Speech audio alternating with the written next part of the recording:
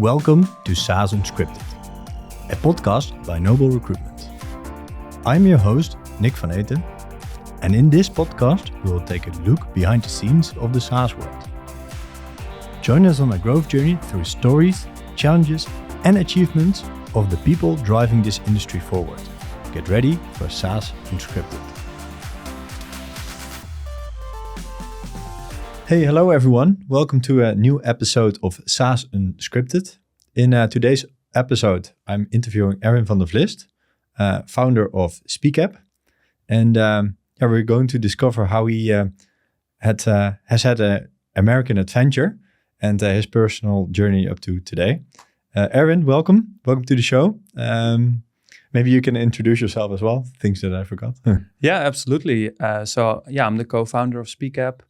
I started the company about 12 years ago here in Amsterdam. I was born a little bit north of Amsterdam, about 40 kilometers, I think. And at that time, both the other founder and myself were working in a supermarket part-time next to our studies. And we experienced how difficult it is to communicate. So we decided to make that better and started a company called Speakap. Built it up in Europe. And about 6 years ago, I moved to New York to expand the business to North America. Learned a lot of lessons and made a lot of mistakes. So I'm happy to share some of those today. Yeah, nice. Good to hear that. Of course, I want to start at the beginning. You and your co-founder founded Speakap. How did you come up with the name? How did you build the first product? If people working in supermarkets now, how do they build a software company from that experience? Yeah, absolutely. Both Patrick, that's the other founder, and myself are not technical, but we did experience as frontline workers. You never sit behind a computer. You don't have a company email, how difficult it is to communicate. So we used a lot of paper on bulletin boards and TV screens and some local WhatsApp groups. And we actually thought can make that easier by creating an app. At first, it was actually a website. It was not really an app. So we really liked the idea of that. Put our saving monies together and worked also together with the entrepreneur, like the supermarket owner that we worked for, to create that first version of the product. And basically, an external company built that website for us. That took, I think, a couple of months. Not a lot of savings at that time, but we had a product. And then by using it ourselves, we could expand it to other supermarkets because it's a local supermarket chain here in the Netherlands. So we could have the owner introduce us to other owners. So that's actually where it started. So it was very simple product at first, some form of a digital bulletin board. So that we can make communications with those part-timers much easier because it was very time-consuming to call them every time somebody called in sick or the truck got a delay, those type of very practical examples. How did we come up with the name? At that time, it was not called Speakap. At that time, it was called Supermarkt Centrale. So it was very specific for supermarkets. So if you're a supermarket owner, you think okay, that product is for me. It's meant for me. That worked very well. But at some point, of course, we also found out that that's not very scalable internationally. So we had to change the name. And that was actually on a Sunday afternoon, Googling okay, it needs to be in English. So we were just looking for a domain. So the domain name was actually the most important driver for us to come up with the name Speakap. And that domain name was available, .com, .nl, a lot of extensions.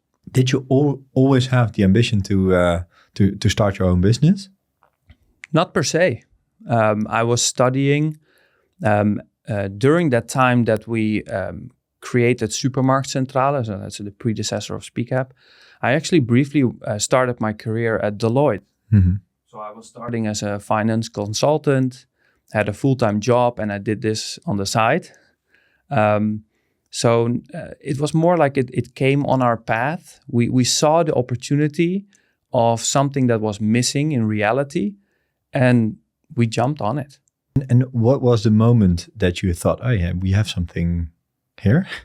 I think when it started to spread word of mouth. So from one owner to the other, and we got like inquiries coming in like, oh, we also want that product. Mm-hmm. Then we thought like, okay, this is very interesting. At that time, so in that first phase, we did not have any investors. We just like put our own saving monies together. We built a website. We had at some point, I guess, like 50 or 60 supermarket owners using Supermarktcentrale. One of those owners introduced us to an investor. The investor saw the opportunity and the potential, like you can do this much broader than just supermarkets. Like, what do you need to make a product that we can also sell to manufacturing and construction and etc. That was actually the time that like I decided to stop working at Deloitte. And then the investor funded the business, and we started to make the product more international, more robust. And then it became Speakap, and that was in 2011. Yes. Before that time, how many customers, what kind of revenue, how many employees? Well, no employees. Yeah. So Patrick and myself did it because we had that external company that developed the website. It was a website at that time, but in a way that we could like create like instances per customer quite easily. So I believe we had like 50 or 60 supermarket owners. Some have multiple locations. The revenue, I'd say, was maybe 100,000 a year recurring. Mm-hmm. Recurring was even very new in that day, and like because there was not ARR and MRR and CAC ratios and all that type of things. we were really on the forefront of all of that, but it was about 100,000 annual recurring revenue, and our investment was much lower than that. I think that was also what the investor, really got interested in it. Yeah. So with today's buzzwords, you had a bootstrapped SaaS company that was doing really well. Yes, yeah, you can say it like that. Yeah. And what else did you learn from that investor talk that you wanted to grow Speakap as it is today? It was at that time we were not really looking for investment. Like again, I mentioned I started working at Deloitte. Patrick also started his career. Supermarktcentrale was like a nice site, like a pet project. It was doing very well. But then the investor that stepped in made it possible to, us stopping our careers and really, okay, let's now really go for it, right? Like let's make something big out of this. And we did. But it was hard work, very hard work, because when we started building our own product, you get all kinds of other challenges with development and the quality thereof. Getting to a launching product that is good enough to then sell beyond supermarkets. I think that costed us about 2.5 years to get to a new product that was scalable. And then our first customer, non-supermarket, was Okura Hotels here in Amsterdam. And that was a celebration moment for us, like a big hotel with a very well-known name to be able to start working with us was quite an accomplishment. Yeah, interesting. That does sound like a big achievement for that time. Yes. So that moment from getting your initial investors on board up to signing Okura, that took 2 years. Yeah. What are the actions you took in those 2 years from hiring, development, strategy perspective? Yeah, it was hiring developers, but again, like Patrick and myself were not that technical, so we made some mistakes there. Then we had we came across a very good CTO persona, and he stepped in, and with the CTO, we were able to build like a strong development team. And it took us about 9 months with that team to build the first version of Speakap. Yeah, so you basically, back in that time, you jumped on Speakap to make it scalable, and that first period was not scalable at all. Correct. Okay, yeah. So there was a big learning until you hired the CTO, and then you could create a product that could at least go to market, as you mentioned. Correct. Yeah. From that moment, took you 2 years to be break even, basically. Yeah. Okay. That's correct. What were your roles? How did you divide the work between you and your co-founder? Yeah, in the beginning, you basically do everything together almost. But Patrick is much better in like how the product should work and look. He has a very sharp eye for UI, UX, design, etc. I'm much more the commercial guy, so like sales, marketing, like business development, and that's basically how we separated our roles. Yeah. Interesting. So that's 4 years in of SpeakApp. What happened after that? Yeah, so after that, we were growing, we were finding more customers, we were adding more features, we were growing also our employee base. Obviously, we started like once we hit about 20 people or so, we decided to hire a person on HR, so that like you professionalize certain functions in a way. And in 2017 or so, we saw the opportunity of this product also internationally. There are some competitors in the space. And Patrick and I really wanted to, if we want to make this big, we should not only focus on the Netherlands, but like more international. We want to expand the business to the US. We then raised money for that from a VC called Connected Capital here in Amsterdam. And that allowed us to set up shop in the US. And that actually meant that I, as a founder, relocated from Amsterdam to New York. And I've lived for over 5 years in New York building the business there. Cool.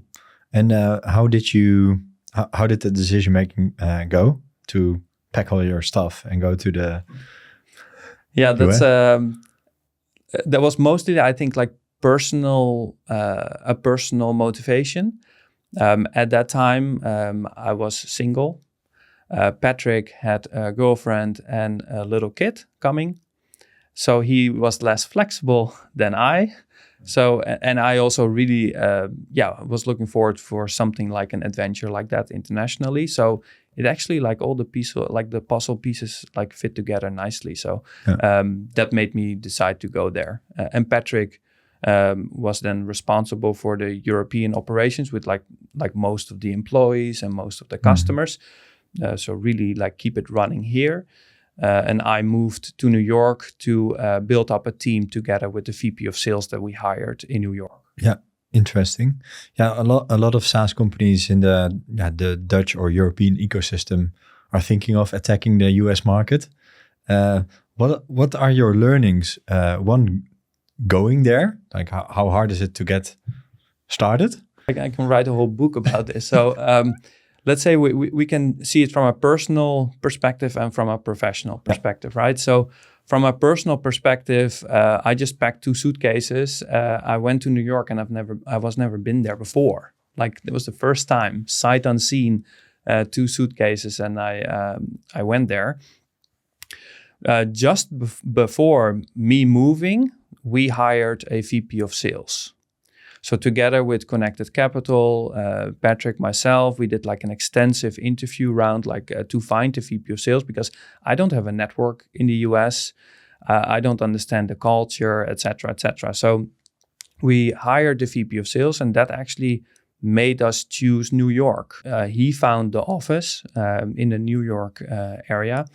And then when I came there, the idea was, and there was also the business plan that we created with Connected Capital, Patrick, myself, is like to build up a team of like SDRs, we call them now, like sales development that reaches out to customers, tries to get meetings and then show the product. So we hired about 4 people in the beginning, and then we started like reaching out to the market. But that hiring process, so I moved in August.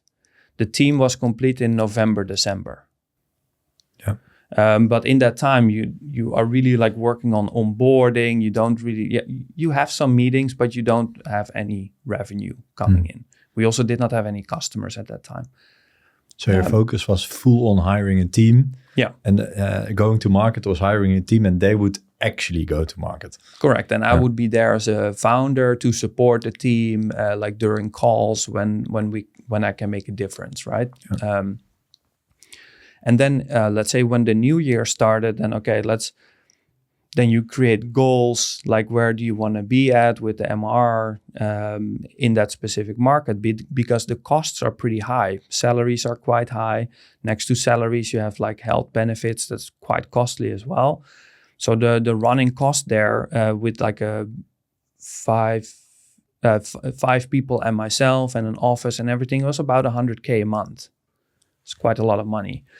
So that was also, again, like, okay, then we need to get to 100K MRR, right? Because then you get to some form of like a break even. That costed much longer than anticipated. The problem that we ran into is we did not really have the product market fit yet in the US. We had a great product here and a lot of customers and also recognizable brands that people in the US would know, right? Like McDonald's, IKEA, many more. However, there were certain items in our value proposition, in our product offering that were not exactly correct for the US. So we had a whole team that costed a lot in like every month, but every time they got almost like the same type of feedback, and we did not really like get to close new customers that much. So it was very challenging. So at some point we decided to change certain team members to not have the risk that it is maybe the quality of the people. So we basically shuffled through 2 entire teams and we had hardly any revenue. For, I think we gave it like 16 months or so. So 1.6 million, basically. Basically, yeah. In totally, that whole phase has costed us, I think, 1.8, 1.9, something like that. And not much revenue against it. So we decided I decided actually together with Patrick and Connect Capital to let go a lot of people. And I started doing it myself. And in that moment, I learned quite a bit, because when I started reaching out to customers and started talking to them directly, much more than before in a supporting role, I started finding like certain trends of missing items in our product that basically stopped us from getting successful. So some of the things that I started doing is I started recording all my calls. And then I shared it with my product team. I shared it with Patrick. I shared it some snippets even with investors, really to show like, okay, the opportunity is here, but we need to make some changes on our value proposition and changes on our product. And if I would summarize it, the main difference is in the area of legal and compliance. And I can explain that. So here, in Europe, if you are a part-time worker in a supermarket and you decide to install an app on your phone and your employer sends you company news and you read it and you give a like, it's totally fine. In the US, however, the legal teams see that as a risk, because now that hourly worker, part-time worker, is looking at a company-facilitated channel, reading news in his or her own time, and maybe spends an hour on it. Officially, that employer needs to pay for that time spent. Yeah. So we found out, okay, if we don't have certain mechanisms in our product to prevent that, or at least protect the employer, that an employee is not using the app 5 hours every night and therefore wants to be paid for that. Unless we do that, we will not be able to sell this product. So we made those changes to our product. And then with those changes, I of course, started reaching out and keep talking to more and more prospects. I slowly started to get customers on board. What did you change actually then? Because it's... Yeah, it was basically some form of a pop-up in our app that says hey, hourly worker, be aware you're using this app now more than 2 minutes today. please accept this notice and agree that you cannot ask for compensation on using this app any further, or even lock it completely, just to protect the employer. So once we had that, I started seeing some customers sign up with us, and it costed me, I think personally, because I did not have a team at that time anymore, about a year, maybe a little bit over a year, to get to 1 million ARR. Way profitable, right? Because the costs were very low. I was just myself, maybe with I had an office just for myself and some running costs here and there. I went to events where I spoke on stage, so the running costs were very low. But then when we had that about 1 million AR, I said, okay, now it seems that we have a product market fit. We have good customers, American customers. They like the product. They renew. Some of them renewed because they were already using it for a year or so. Now I'm going to build up a team again. And then step by step. So first hire was then an SDR. And that worked out brilliantly because we already had a running business. If you would do it again, what would you do differently? I would not hire a big team. Mm-hmm. I would go there myself as a founder. It's extremely important that you are there. We Dutchies are quite good and able to pivot and to listen, adapt, change certain, how you position yourself. Or for me as a founder, I have, of course, much more say also in how the product roadmap, for example, could be changed. If you have a new hire over there that does not have all the years of previous experience and doesn't know all the associates and employees in Amsterdam, where in our case was the biggest part of the company, it's very difficult to get things changed. Mm-hmm. So that would be my first and foremost advice. As a founder, you need to be there, be in that market to really understand it, feel it, be connected with your customers and prospects and what they say.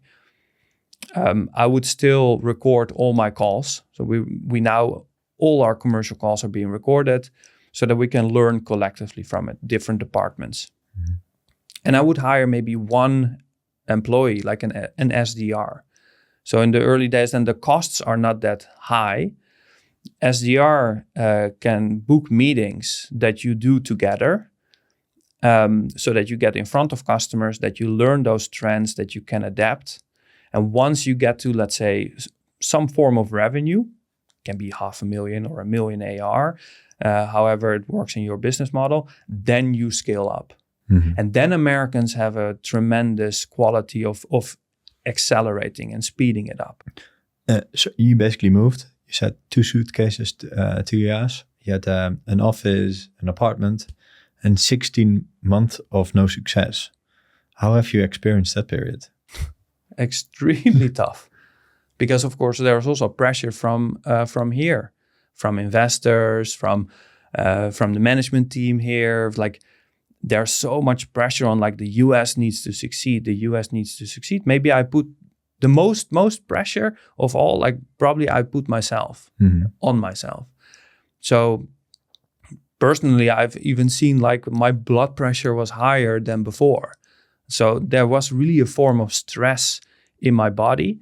Sometimes I had days where I had 16 or 18 Zoom calls, back to back to back to back to back, because it was not an option to fail.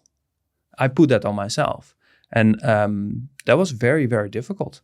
So you had a lot of pressure. Have you ever thought of quitting? There was a moment, I think, it was a couple months before I reached that 1 million AR. I remember it very well. I was here in the Netherlands for a couple days. And then Patrick and I had a conversation, and I was like, I just don't get it. I work so hard. I push it so hard. And there's so less that comes back for it, right? There's almost no reward. It was we jumped very significantly at some point. For a long time, it was 200 or 300 K AR. And I worked on 3 or 4 deals, like very extensively, and they all signed up with us. And that was when we jumped from, let's say, 300,000 ARR to 1 million. But in that moment, just before that happened, I recall that conversation with Patrick. So tough and almost no reward. Like, what am I doing? And I'm happy that I actually pushed forward for another couple months and I did win those deals. But if that wouldn't happen, I don't know. Yeah. Maybe it wouldn't be a success. Yeah. And how do these conversations go with your investors and with your co-founder? Because it is quite a period of no rewards, what you mentioned. Yeah. Do you have an example of how that? How such a briefing call goes? Yeah. So because of the lack of results, we increased the cadence of meeting. So it was always monthly. And then we created actually a bi-weekly specific to address the US going concerns as a way for me to ask input from Patrick and from the investors on certain things that are happening, but also as some form of a report, what have we been doing in the US? What customers have we been talking to?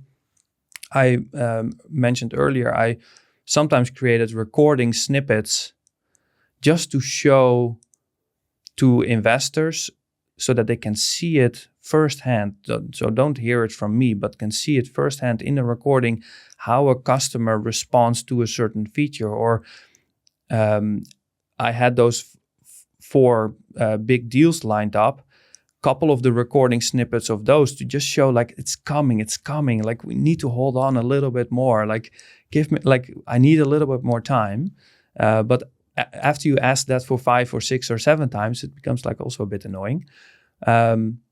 But they did, and they kept trusting me that we were doing the right things. But I was extremely open and transparent in those bi-weekly update calls. Yeah, but it seems that you had always the gut feeling that it would work. Yeah, that you would be successful, even though. Yeah, because I also saw how customers responded to the product. That initial response, right? This is great, we can do this with it, or we can do that with it. And then, this will solve X, Y, C issues that we currently have. Yeah. The problem then was okay, how can we have those sponsors that really like this and want this, win that battle with their legal teams, or win that battle with their management teams? So we really had to elevate also how we do strategic enterprise type of sales. And of course, make those changes in the product that you can your legal team probably proactively, we were even sharing that, probably your legal team sees an issue in this, and this, but we already come up with a solution because we can do this, and this. If you speak to your legal team, this is the ammunition that you can use to win this argument or win this discussion with them. So we also really had to elevate how we sell, be more proactive, and that conversion is very, very low in those moments. But once it is a running business, I saw the conversions improve significantly. Yeah, and then you yourself thought so that is basically you have sold millions of SaaS contracts. How do you elevate your own sales game? Yeah, that's a great question. So couple things there. I started working very closely with the consulate in New York. And the consulate in New York, the Dutch consulate in New York, helps startups and SaaS companies, or any company that wants to expand to the US, or more specifically then in this case to New York, helps those companies with doing that by either organizing events or linking those founders, entrepreneurs from the Netherlands with people like myself and others in the US. So I really started like doing quite a lot of like either like speaking sessions during those events, or have even like cohorts of startups come to our office. And in those interactions, I also learn. They learn from me, but I also learn from them, because like that's sometimes quite eye-opening. Next to that, I started reading more books about like strategic sales, influence in sales, like how do you work with one buyer and make them knowledgeable and powerful enough to sell it to other buyers that you are not in the room with. Like, so basically like reading books and networking with other founders and sharing openly and transparently the challenges that I have, in order for also for me to hear theirs, so that we can learn together.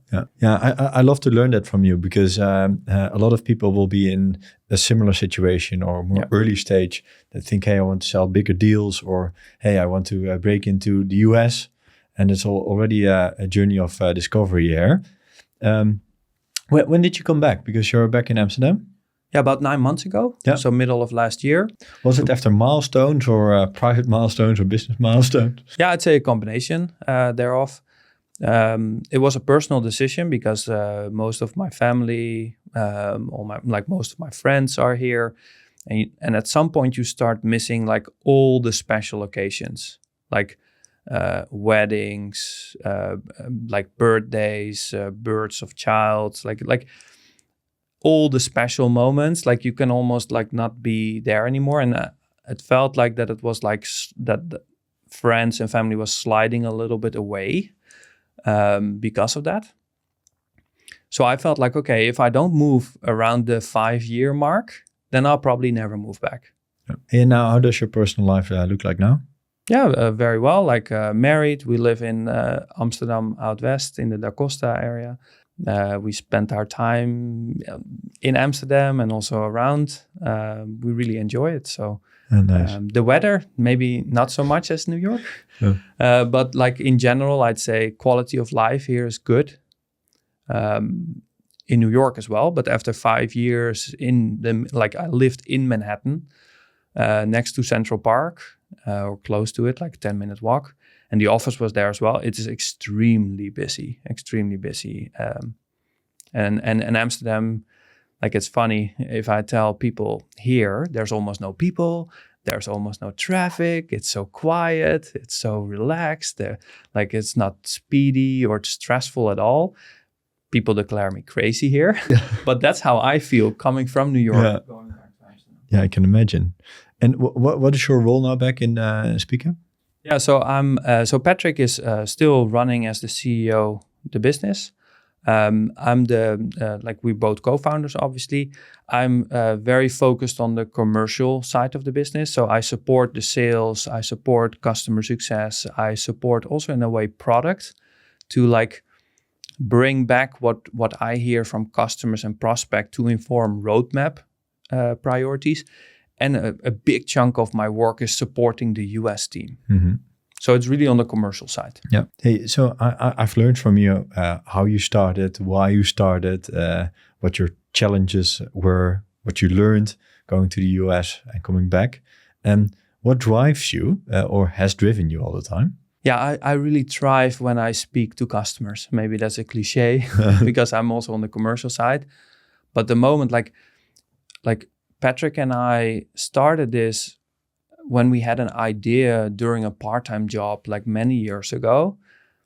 And now we work for 700 companies in the world. And some of those companies have tens of thousands of employees. So we have almost like 1 million people, million frontliners that now have improved communication and engagement with their company. So that's quite rewarding. And during those like customer calls, to see that it clicks and to see that the customer really gets excited about it, like, oh, and I can use it for this use case and for that use case, that gives me a lot of energy.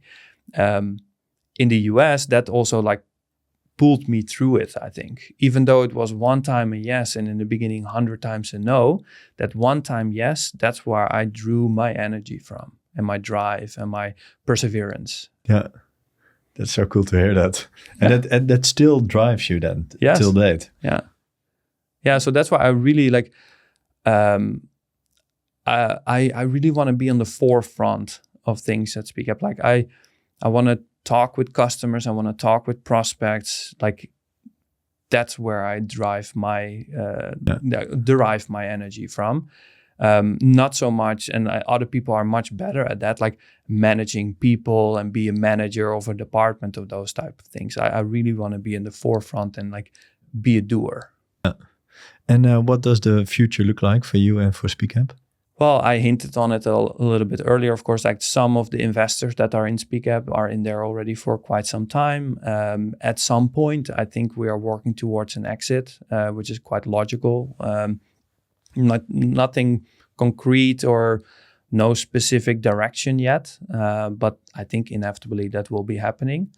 Until then, we just give it 100% every day and build as much value as we can. So. And what advice would you give people that have a great idea? I want to build a technology business. Where to start?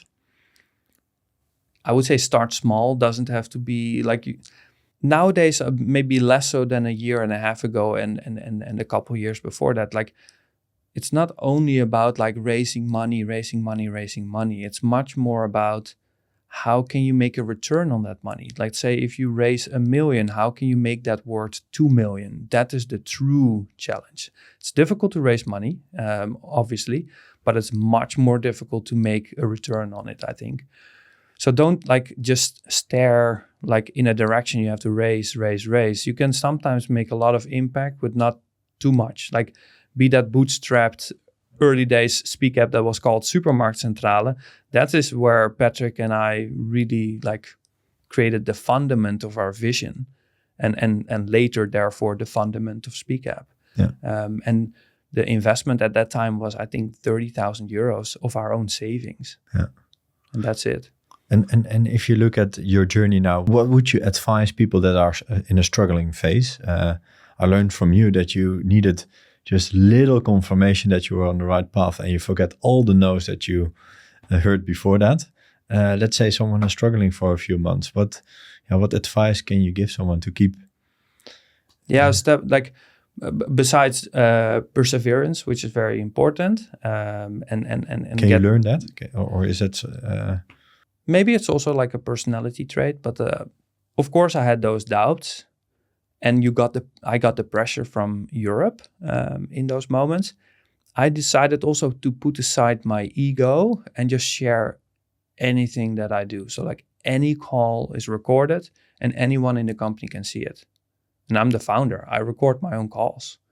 There's quite a bias on that. A lot of people are not very happy with like, oh my call's recorded and what are you going to do with that, etc.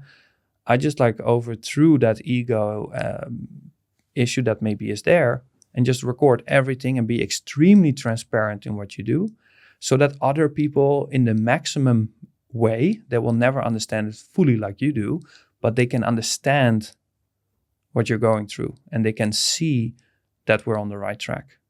Yeah. Is it then sharing and being extremely vulnerable to feedback also on your own work? Yes. And also ask for feedback. Yeah. I created snippets and shared it with Connected Capital. And it's like, okay, these are 5-6 examples. Please give me feedback. Yeah. Please give me and just give it like however you feel it is. Like I will not be offended. I will not take it. I will not be sensitive. I want to learn. If I have a blind spot, point me in that direction.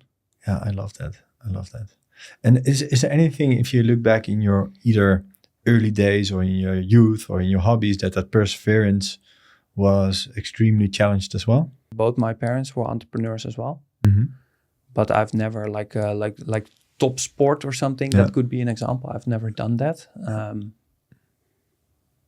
What did you learn from your parents that helped you today? I'd say like some of the norms and values that I have, I of course take from them. And I guess perseverance is also there. Like I remember that my father sometimes in the evenings still had to make quotes for customers while he worked like the whole day. He he had his own like a painting company for like painting houses and stuff. So that's hard work physically. So during the day you work hard, and then in the evening you also need to do some paperwork and send to acquire new customers. So in that way, I did see that hard work is sometimes needed to become successful. And then in return, I also saw that like we could go on vacation quite a bit, and we could go out for dinner quite a bit, and compared with maybe other kids in the same area that did not have that. But then those parents did not have their own company, and so it's a different situation. So yeah.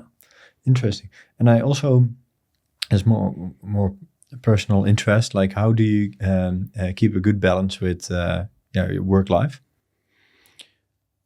Well, my recipe for that is I do not have a MacBook at home.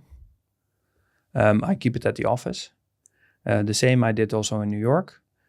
I wake up, I often go and do like an exercise in the gym. I do like a cycling class, quite intense workout. And then after that, I immediately go to the office.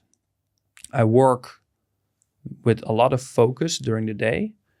And then let's say if it is 6 or 7 p.m. at night and my work is done, I close my MacBook, I bike home, or I walk home in New York, or I drive home. And at night, I don't work. And in the weekends, I do not work.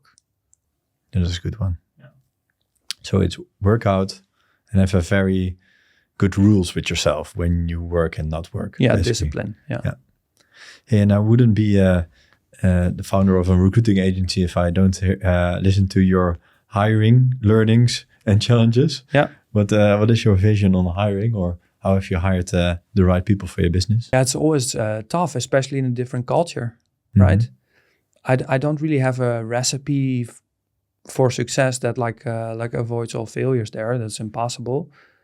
One of the things that I learned when hiring people in the US is we typically do like 3 interviews, but we, for US specifically, and now we also inherit that in Europe, we also do quite like a open-ended case specific to that job role.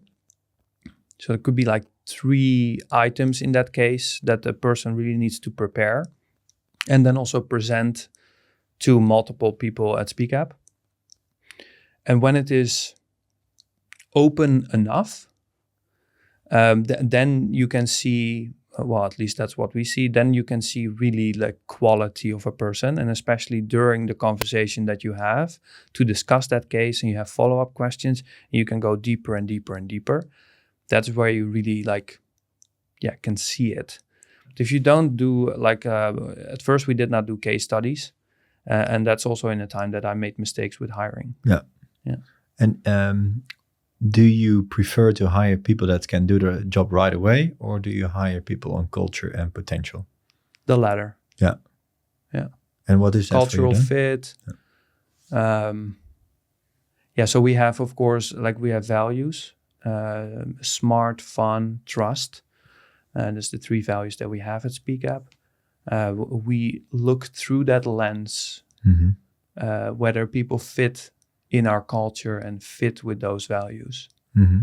And sometimes, I'd say that's also subjective, of course, but we try to do it as much as we can. Yeah.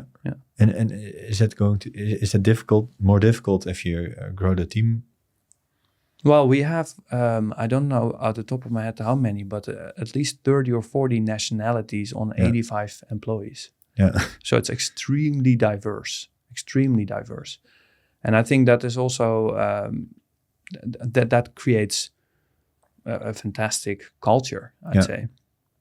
So I think fitting new hires in that, I wouldn't say that is more difficult than in the early days. Maybe it becomes even a bit easier because you have established teams. It's not only one person teams anymore. It is already 2, 3, 4 people.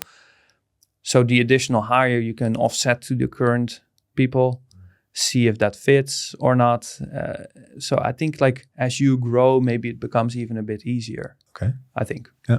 Finding the talent is of course very tough. Yeah. I don't have to tell you that, but that's ongoing, I guess. How do you do that now?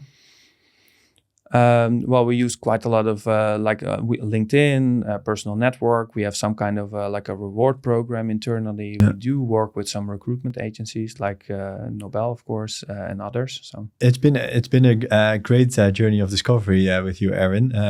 It's like how you started a company basically from a supermarktcentrale. It's like almost a student project, as I heard you. You started a corporate career, but jumped on your entrepreneurial journey quite soon after. Yeah. You've learned a lot with how to grow in the US, how to fail in the US, how to come back successfully. So I think it's a great conversation, and I'm looking forward already to share it with the SaaS community. Great. Well, I also enjoyed it, so thank you. Thanks for joining us on SaaS Unscripted. To explore the latest career opportunities, visit our website nobelrecruitment.com. And don't forget to subscribe and leave your review on your favorite podcast app. Until next time on SaaS Unscripted.